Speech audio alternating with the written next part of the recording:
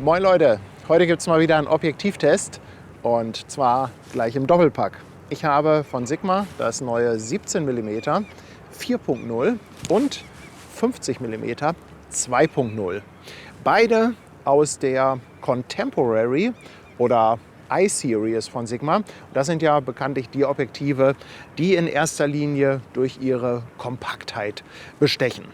Ja, und falls ihr euch fragt, warum ich hier jetzt so ganz dekadent gleich mit zwei Leica SL2S durch die Gegend renne, das liegt ganz einfach daran, dass die eine Kamera meinem Kumpel Facey gehört und mit dem werde ich heute gemeinsam ein bisschen testen. Ja, dann Merhaba auch von meiner Seite und ja, ich freue mich genauso sehr, heute dabei zu sein und die neuen Objektive testen zu dürfen. Und wer mich wiederum kennt, weiß, das Objektiv muss klein sein und es darf auch ruhig eine Zweierblende haben. Und ja, ich glaube, das ist so ein bisschen mein Beuteschema. Und ja, schauen wir mal, wie die Dinger sich heute schlagen und ob ich dann auch zugreife und kaufe. Ja, wir sind jetzt hier in Hamburg in der Hafen City. Ich gehe mal noch ein bisschen in die Hocke. Das ist Diskriminierung von kleinen Menschen. Ziehen einfach mal ein bisschen los, gucken mal, was wir damit machen. Und ich glaube, gleich als nächstes müssen wir sowieso erstmal den Use Case diskutieren, oder? Den Use Case auf jeden Fall. Und mein Use Case ist immer klar, habe ich ja vorhin schon gesagt. Klein muss er sein. Der Use Case. Der Use Case, nicht der Mann. Schön klein, ne? Also jetzt überleg mal, wenn man die Blende abnehmen würde, die ja auch hier wieder aus Metall ist, dann wäre es ja noch kleiner, ne? So, und das ist schon eine schöne Kombination. Das ist schon süß, oder? Ja, das ist richtig schön süß. Also es ist, ich kann mich da nur wiederholen, mein Beuteschema. Also es ist, wenn man sich die Blende mal anschaut, die wieder sehr hochwertig ist, muss man sagen, da macht Sigma ja wirklich einen tollen Job. Wenn man, also die Blende ist im Prinzip ja gefühlt so groß wie das Objektiv selber. So, wenn man das im Verhältnis sieht, das ist schon klasse. Schönes, kleines immer drauf, würde man sagen. Hätte man früher gesagt, glaube ich. Ja, und das 17er ist ja noch kleiner. Das 17er hat die Blende schon drauf, ja. Und trotzdem, ja, also. So, wie soll ich das denn jetzt hier filmen? So, warte mal, so. Vielleicht. Ja. Wenn man das mal sieht, wie klein das Ding ist, ne? Ist echt also klein. wirklich Wahnsinn. Also Sigma, bitte noch mehr solche Objektive. Hey, Sie wollen wir einmal hier in die U-Bahn? U-Bahn? Ja, vielleicht ist das so ein 17er Location. Ah, du Für das meinst, 17 mm. ja, dann lass mal schauen.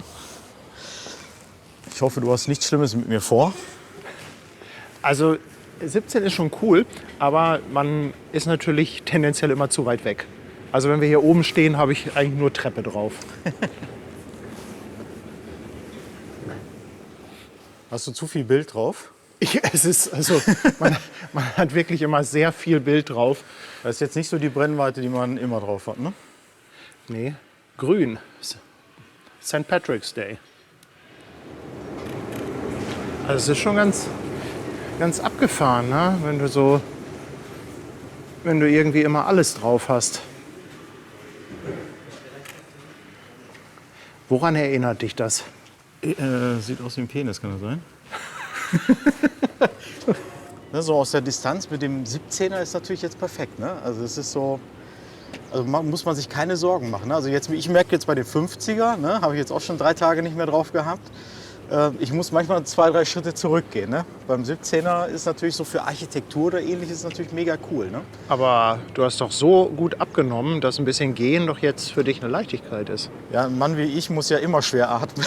Ich bin ja mittlerweile auch älter geworden. Aber danke, das ist der zweite Lob, den du mir heute schon gibst. Ja, ich weiß gar nicht, wie ich damit jetzt umgehen soll. Ja, Wollen wir da hoch? ja, lass doch mal gehen. Aber es ist schon krass, hier bist du im Prinzip viel zu weit weg. Mount Everest-Besteigung. So, schaffst du das?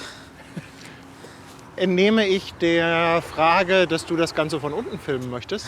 Nein, ich komme mit. Was fotografierst du da jetzt? Eigentlich nur Quatsch. Ich bin ganz fasziniert von den 17 mm. Hammer. Liegt das jetzt an den Kameras, an dem Licht oder an mir? An dir. Mein Tag ist gerettet. Schön, schön. Das letzte Mal war ich so weit oben in der Schweiz, glaube ich. Da bin ich auch so hochgelaufen und hatte viel mehr Gepäck und musste auch nicht viel durchatmen. Ja? So. Oh, tolle Linien. Guck mal, ich kann hier im Video so ein schönes Framing mit dir machen. Mit dieser geschwungenen Linie oben. Toll. Richtig gut. Ist das dieses Video, wo wir uns einfach nur die ganze Zeit gegenseitig loben und gar nicht mehr über Objektive reden? Das soll ein Review werden, das weißt du, oder? Ja, ja, klar. Ja. So, Mach doch mal ein Foto. ja, ein Foto. Muss aber erst mal schauen hier. Ein bisschen orientieren muss ich mich tatsächlich. Ich finde die Brücke ja tatsächlich weiterhin sehr, sehr spannend. Merke aber, dass 50 natürlich auch nicht immer einfach ist. Ich kann mal ein Verzeichnungstestfoto machen mit dem 17er. Hier auf diesem Gitter.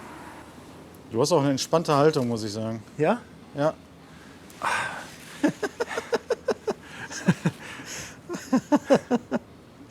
Hat so ein bisschen was vom Plumpsklo-Style, aber gut.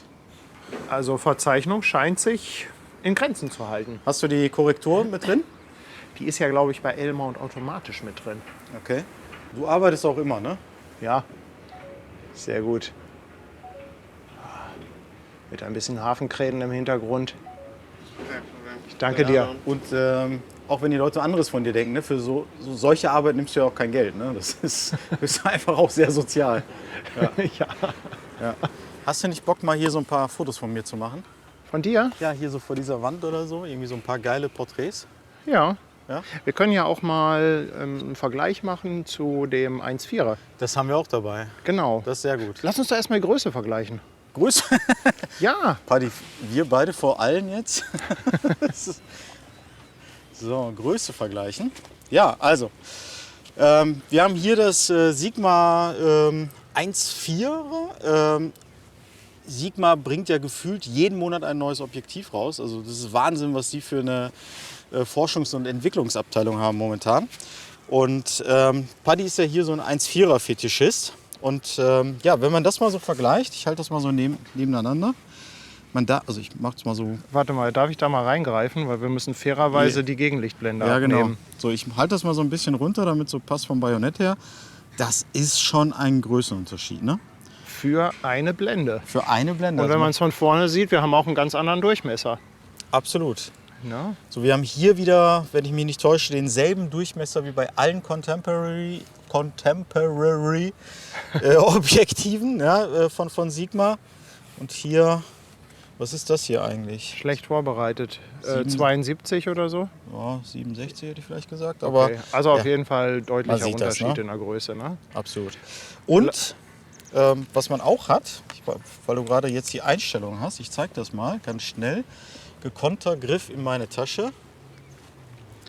Was man auch wieder dabei hat, das finde ich ja tatsächlich auch sehr gut gelöst, ist Das ist diese, ganz sexy, ne? ja, diese Metallabdeckung, die man dann einfach magnetisch draufpackt. Ja. Das haben sie ja bei allen Objektiven auch dieser Reihe, I-Series. Geht das auch, wenn die Gegenlichtblende drauf ist? Ja, dann wird es ein bisschen fummelig. Aber da ist ja auch immer so ein Standarddeckel dabei. Kann man machen, muss man aber so ein bisschen fummeln, ne, um das rauszukriegen. So. Kann man reinlegen, das ist kein Thema. Aber wenn man es raushaben möchte, bisschen fummelig. Es gibt ja sogar einen extra Halter dafür. Dass, dass du dann diese magnetische Kappe am Gürtel tragen Ja, so ein kannst. Deckelholder. So, oder wie nennen die das? Ein Cup-Holder? Cap Holder. Cap Holder. Magnetic Cap Holder. Magnetic Cap-Holder. Ist ja auch ganz interessant. Was ist eigentlich der Unterschied im Bokeh zwischen 1,4 und 2,0? Faisy, du guckst immer so ein bisschen ernst. Ernst, ne? Ich kann gar nicht. So leicht angespannt. So, Achtung, so stehen bleiben. Dein Ton ist übrigens gar nicht drauf, aber egal. Ich wechsle. So, Faisy, jetzt gib noch mal alles. Ja, hier. Komm. Schön.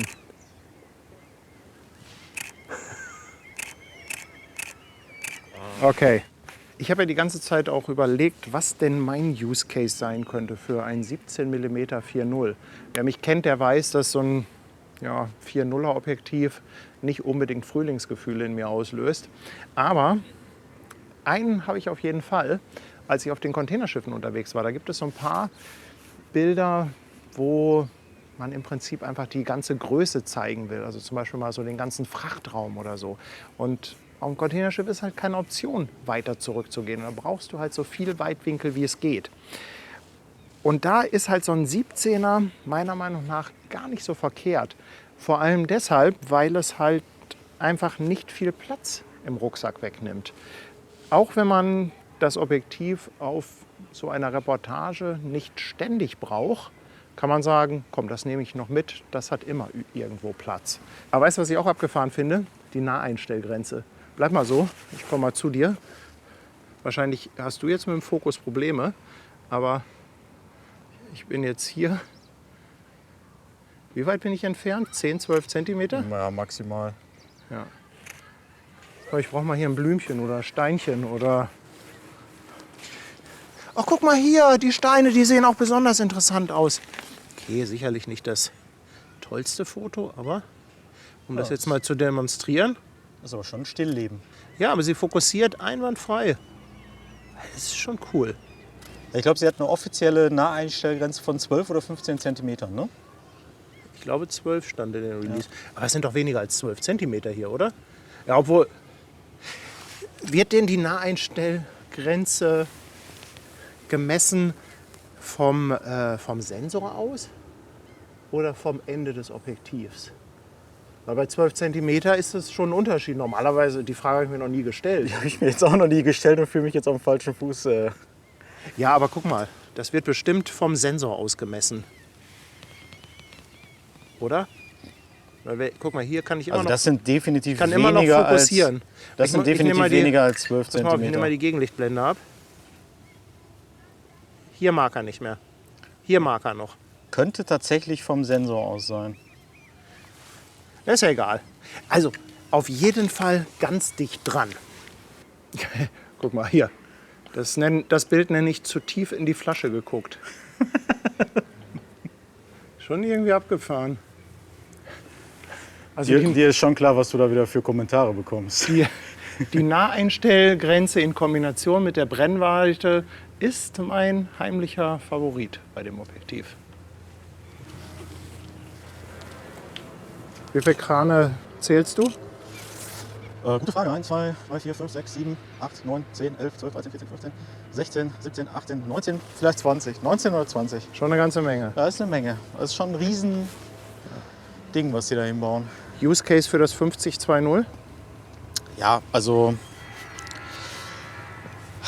das ist sicherlich das bekannte immer drauf, 50er. 50er ist ja eine Brennweite, die mittlerweile auch nicht mehr so beliebt ist wie vor 30 Jahren, glaube ich, aber immer noch. Was?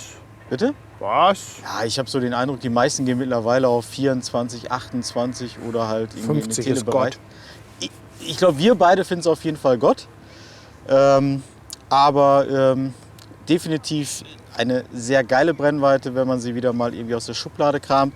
Und der Use Case, der ist sehr offensichtlich. Ja? Also alle, die keinen 1.4er wollen, was verhältnismäßig viel kostet, auch diese eine Blende mehr nicht brauchen, aber auch keine Lust haben auf geschlossenere Blenden. 2.0 ist wunderbar. Es ist schön klein. Auch hier an der SL2S sieht es wirklich sehr schnuckelig aus. Ja, top Ding. Also sehr schön auch für Street Photography, glaube ich. Hier merke ich allerdings teilweise, muss ich so 2, 3 Schritte mal zurückgehen bei dem einen oder anderen Foto.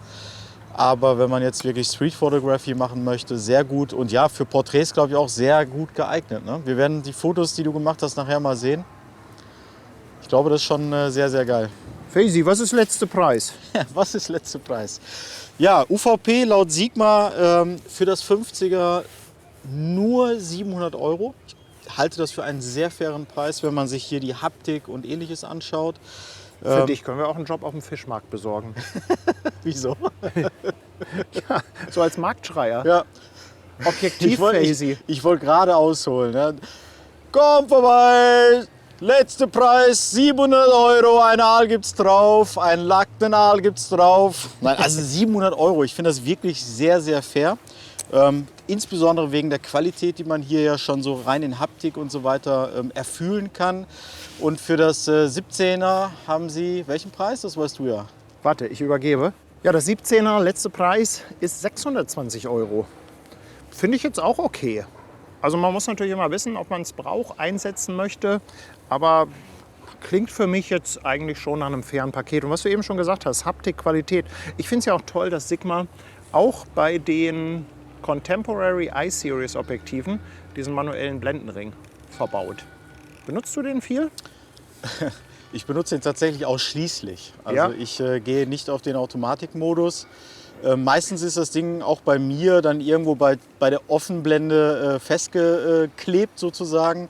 Aber wenn ich mal irgendwie zumache, ja, nur manuell. Nur manuell. Mir ist übrigens gerade noch ein Use Case eingefallen. Für alle, die auch so ein bisschen narzisstisch veranlagt sind und sich gerne selber filmen, sogenannte Vlogs machen, könnte mir vorstellen, dass das 17er auch im Videobereich sehr interessant ist. Weißt du, weil du gerade so am langen Arm hast du alles drauf. Casey, mach mal langen Arm. Oh, mehr geht dann. Aber ist schon, also dafür, dass bei deinem kurzen Arm, also ist schon eine ganze Menge drauf, oder? Du bist einer.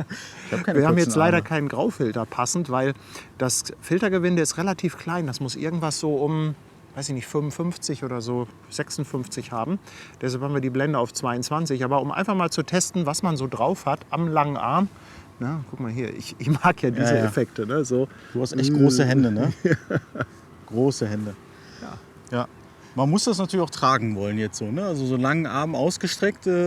Aber das ist jetzt natürlich die Kamera in erster Linie. Also im Objektiv kann man, glaube ich, jetzt das Gewicht nicht anlasten. Das wiegt ja tatsächlich sehr wenig, ne? Irgendwie, ja, die sind super.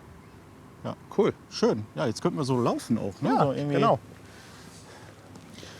So, gehen wir beide heute eigentlich Und noch bei Blende Käsekuchen essen? 22 brauchen wir irgendwie uns überhaupt keine Gedanken mehr über Schärfe machen. Ja, aber sag mal, gehen wir heute noch Käsekuchen essen? Wir gehen Käsekuchen essen. Hat Paddy mir nämlich versprochen, zum Geburtstag. Du könntest jetzt im Video noch mal die Naheinstellgrenze mit testen. Oh, das ist spooky. So, jetzt bin ich mal gespannt, was ich damit noch so an Fotos machen kann. Käffchen? Ja, gerne. Das ist bestimmt auch so ein Kaffee-Objektiv, wo man schön so den Kaffeeschaum Für Insta. mit so eine Insta-Linse ist das. Nimmst dir fast das eigene Licht weg, so nah bin ich dran. Was genau fotografierst du denn jetzt? Du fotografierst ja nicht in die Tasse? Auch eine Ich fotografiere hier dieses Speicherstadt, steht da auf dieser Taste drauf. Ne? Guck mal hier. Halt mal direkt in den Kaffee von oben. So ganz gerade rein. Also er steht immer noch scharf. Guck mal, wie nah ich dran bin. Ich könnte da reingehen. Einmal eintauchen. Geht immer noch. Weißt du, welchen Beinamen das Objektiv von mir bekommt? Sag mal. Das ist Black Jack. Wieso?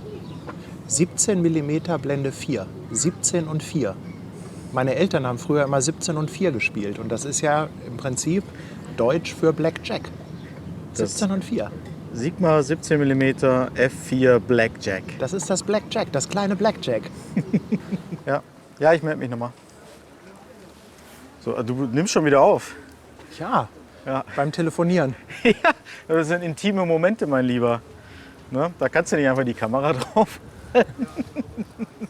Guck mal, das ist. Ja. Sag mal, hast du die Dinger hier gesehen? Das ist ja geil. Alter, du sollst aufhören, mich zu filmen. Du sollst hier ein Auge für das Wesentliche haben. Ja? Hier liegen überall Container rum und du siehst es einfach nicht. Ja, das wäre ein cooler Objektivschrank, oder? Ja, absolut. Also wenn wir den gekühlt bekämen, wäre das auch ein geiler Schrank, um irgendwie Analogfilme reinzulegen. Ja, ne? Oder? Mach mal auf. Oh, guck mal, hier. Also hast du das gesehen hier? Kannst du hier? Ja. Was passt da rein? Also 60-600 passt nicht rein, ne? Ja, aber eine Kamera passt da rein. Warte mal. So, mal hier so einen Objektivschrank draus machen. Perfekt. Guck mal, kannst schön so reinsortieren. Muss ich haben. Haben Sie die auch in anderen Farben? Bunte Farben. Auch in Orange oder Rot. Komm, wir machen mal ein bisschen Werbung hier. Büttner, Büttner. Art of Living. Ich glaub, lass mal reingehen, gucken. Haben Sie da noch welche andere drin? Lager, okay. Okay. Alles noch im Lager. Ja, guck mal hier. Aber der ist cool. Das ist mein neuer Objektivschrank. Nee, Faisy, davon 8 Stück in unterschiedlichen Farben. Das sieht aus wie wie ein Containerschiff. Ja. Okay, wir brauchen 8 Stück. Sie hat gerade gesagt, ab 10 gibt es die mit eigenem Logo. Dann gehen wir mal rein. Da gehen wir mal rein. Guck mal, da könnte sogar das 60-600 reinpassen. Ja, warte mal, ich guck mal, ob ich das für dich hier... Faisy, da passt du fast rein. Oder nicht frech werden hier, ja? So, guck mal hier. Oh, ja. Kannst hier auch so ein paar Akten reinmachen. Ach, da sind die ganzen Geschäftsunterlagen drin. Mach wieder zu. Oh, Wein und Spirituosen. Falls ihr euch jetzt über diesen harten Cut wundert, kann ich nur sagen, einmal mit Profis. Wir hatten 3 Kameras dabei, aber nicht einen einzigen Ersatzakku. Deshalb mussten wir uns jetzt noch mal zu diesem kleinen Online-Review treffen. Ja, aber mein Lieber, die Zeit hat dir ja zumindest geholfen, anscheinend auf Shoppingtour zu gehen. Was sehe ich denn da im Hintergrund? Hä? Ja, es musste sein. Es musste einfach sein. Ich habe es tatsächlich gemacht. Ich habe mir den Container geholt und pass auf, ich habe da extra eine Kamera drauf gerichtet. Warte. Das war klar. Ah. Ja, das sieht sehr gut aus. Finde ich richtig cool, diese Container. Und ja, ich glaube, der Wunsch ist klar. Ich brauche noch so einen in weiß mit einem Sigma-Logo und hoffe, dass dieser Wunsch an der richtigen Stelle landet und dann vielleicht auch erhört wird. Faisy, du hattest die meiste Zeit das 50er drauf. Willst du das Fazit dafür übernehmen?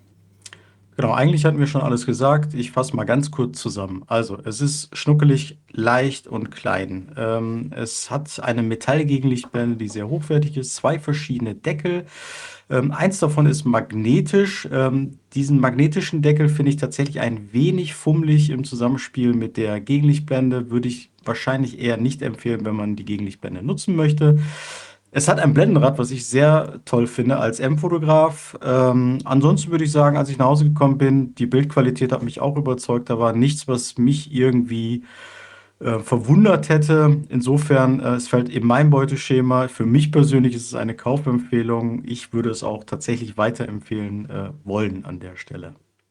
So viel dazu. Und ja, genau das Gleiche gilt halt auch für das 17.4, wie eigentlich für alle Objektive aus der Contemporary-Reihe.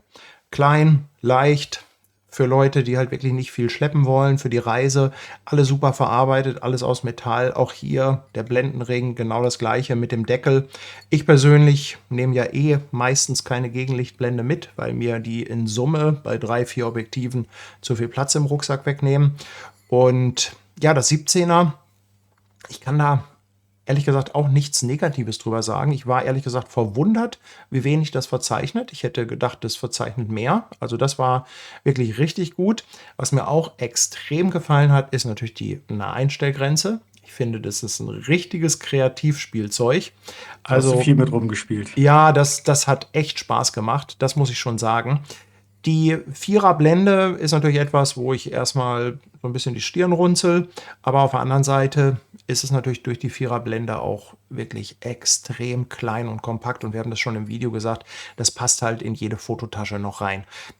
Das Gute ist, die Auswahl an L-Mount-Objektiven wird immer größer. Das heißt, für jeden ist da etwas dabei. Und ich glaube, das sind beides Objektive, die halt einfach die Möglichkeiten noch erweitern. Ob das preislich dann passt, das muss jeder auch immer für sich entscheiden.